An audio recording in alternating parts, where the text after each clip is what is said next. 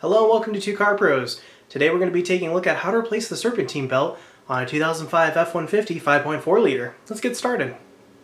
Okay, so this is what the front of the engine looks like. And you might notice I've removed a couple of things. The upper radiator hose is gone and the air intake is gone.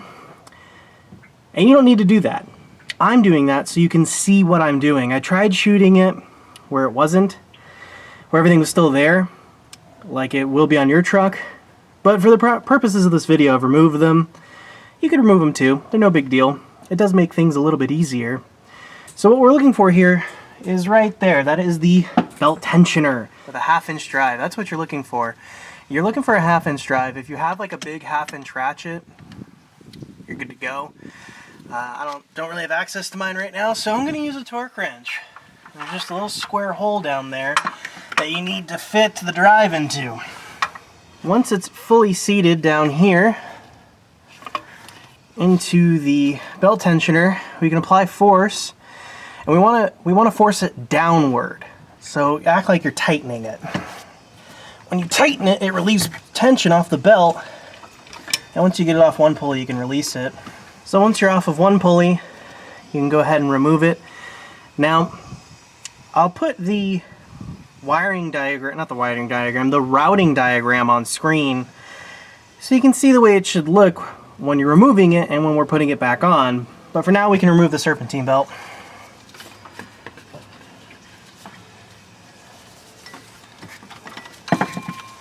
I take a little bit of fishing so you can see where it's my hand gets out of it. You can see where it's double overlapped there.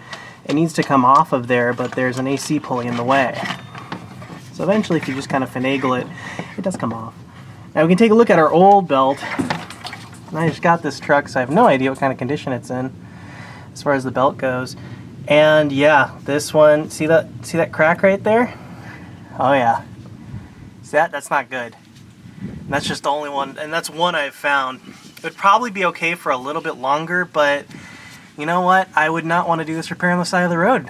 Doing it in my garage or outside my garage is a lot better.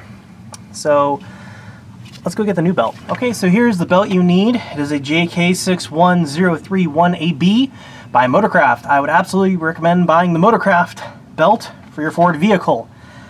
You can take it out of the package and inspect it, make sure it's in good shape like this one is.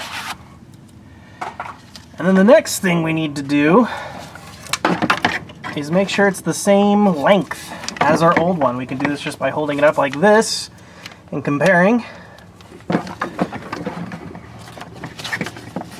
Holding them at both ends, like that. So I'm holding it across my body, and I can tell you they're exactly the same length.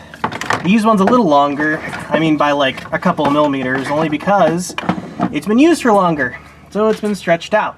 One of the many reasons you're going to want to replace your serpentine belt. So I've put the belt diagram on screen, and there's a couple of tips. There's one big tip I can tell you that's going to make this a lot easier. But if you are confused, there is a belt diagram located this way on the truck. So it's nice Ford put that there. Now, the first thing you're going to do is you're going to find a natural bend like this one, and you're going to slink it down into that hole down there. And job one is getting the AC compressor. Once we get the AC compressor on, then we can worry about everything else.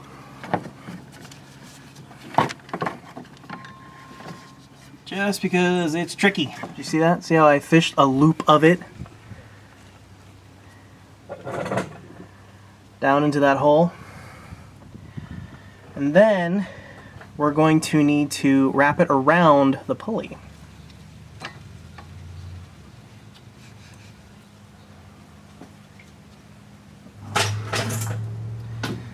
Okay, one tip I can offer you is it's easier to put it on the AC pulley down there from the side.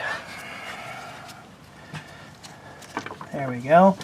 So it's fully on the AC pulley. I'm going to keep tension on this with my hand while I route the rest of the belt. What I want to do is route the belt normally and leave the alternator off. We'll put that one on the very last. So we need to get our 1/2-inch drive, torque wrench or breaker bar, or even if you have a big ratchet, good for you. Oh shit, I wish I did right now.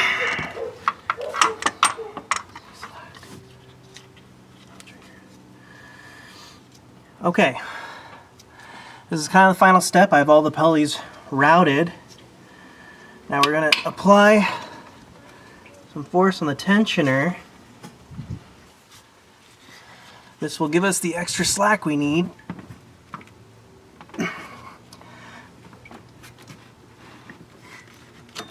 To get onto the final pulley. It's at this stage you want to make sure all of your pulleys are on correctly. I can put the tensioner back on. Now this step's integral, probably the most important part. Okay? Yeah, listen to me now. Go around and physically feel each pulley to make sure it's on correctly. Because even if it's off a little teeny tiny bit, the belt will walk off and you'll be at step one all over again.